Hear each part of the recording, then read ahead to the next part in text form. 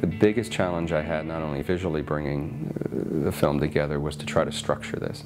I mean, David did read over 70,000 plus pages. He presented hundreds to me, and it was a very complex story that I had to bring forth and hopefully get across to a layman.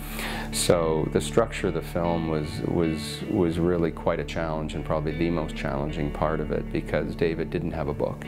I'm hoping he's going to write one soon. So, you know, as a filmmaker, I had to embed myself into his research, and there was a lot of give and take, and David and I were on the phone a lot since he's in Montreal, just trying to decide, because we had really two important things. One was the research, and one was making an entertaining film. And we could have really got very dense with the research to the point where I think it would have taken away from the drama of the film.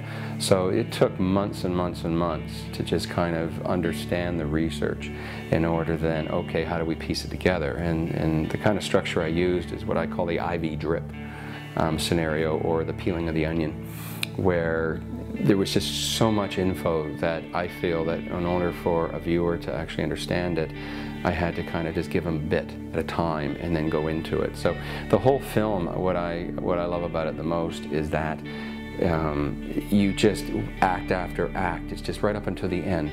It's just new information, and it took a while to get that structure.